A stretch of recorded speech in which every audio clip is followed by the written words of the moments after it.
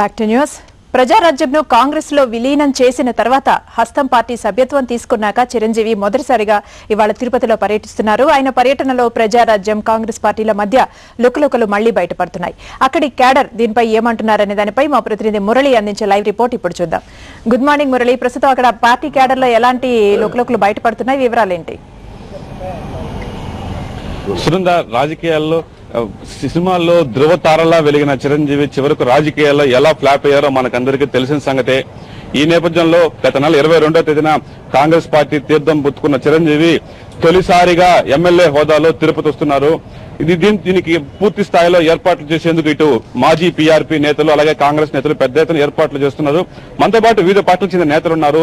So వాళ్ళతో మాట్లాడే ప్రయత్నం, ఎందుకంటే ఆయన కాంగ్రెస్ వ్యతిరేక ఓటుతో ఎమ్మెల్యేగా గెలిచి చివరకు అదే కాంగ్రెస్ లో కలిసిపోయిన ఒక దురదృష్టకరమైన సంఘటన జరిగింది.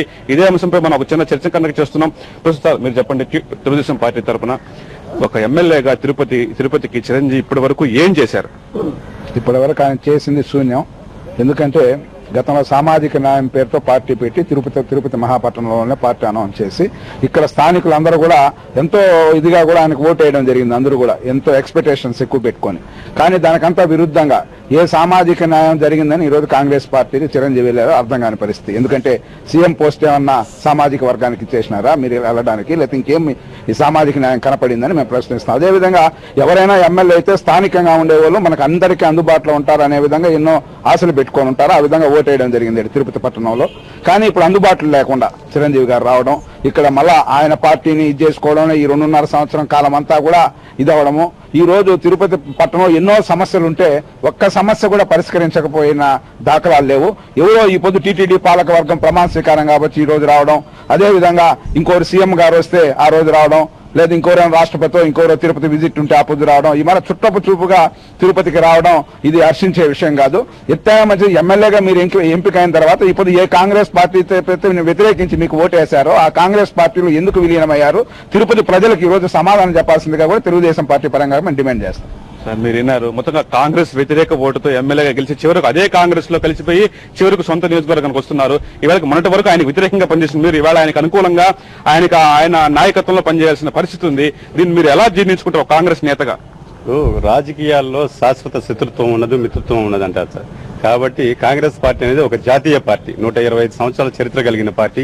ఎంతో మంది వస్తుంటారు, వెళ్తుంటారు. వచ్చే వాళ్ళకి మనస్ఫూర్తిగా స్వాగతం పలుకుతాం, వెళ్లే వాళ్ళకి వీడ్కోలు పలికేందుకు కూడా కాంగ్రెస్ పార్టీ సిద్ధంగా ఉంటుంది. ఎందుకంటే ఇది దేశం కోసం ప్రాణాలు అర్పించిన కుటుంబం నుంచి వచ్చిన గాంధీ ఫ్యామిలీ నుంచి కాంగ్రెస్ పార్టీ పుట్టింది. కాబట్టి దీనిలో ఎంతో మంది త్యాగదనులు అందరూ పనిచేశారు. కాబట్టి వీళ్లతో పాటు మనం కాంగ్రెస్ లో పనిచేస్తే సామాజిక న్యాయంతో పాటు ఈ దేశాన్ని, రాష్ట్రాన్ని పరిరక్షించుకోగలమన్న ఒక నమ్మకంతో ఈరోజు చిరంజీవి గారు వస్తున్నారు. కాబట్టి చిరంజీవి గారు మంచి మాస్ ఫాలోయింగ్ కలిగిన నాయకుడు. ఆయన ఒక ఎమ్మెల్యేగా ఏం చేస్తాడని చెప్పి తెలుగుదేశం నాయకులు ప్రశ్నిస్తున్నారు. అయ్యా, మీ చంద్రబాబు నాయుడు గారు 9 సంవత్సరాలు ఈ చిత్తూరు జిల్లా నుంచి ఎన్నికైనారు. ఈ జిల్లాకి ఏం ఒరగబెట్టినారో వాళ్ళని చెప్పండి. ఒక్క పరిశ్రమ తెచ్చాడా, విద్యా సంస్థలు ఏమైనా తీసుకొచ్చాడా? విషయానికి వస్తే తిరుపతికి ఎమ్మెల్యేగా చిరంజీవి గారు ఏం చేశారు? ఇప్పటికీ ఒక పార్టీ అధ్యక్షుడు అండి అతను. చంద్రబాబు నాయుడు ఏ విధంగా రాష్ట్ర పార్టీ అధ్యక్షుడు, చిరంజీవి గారు కూడా ఒక పార్టీకి అధ్యక్షుడు.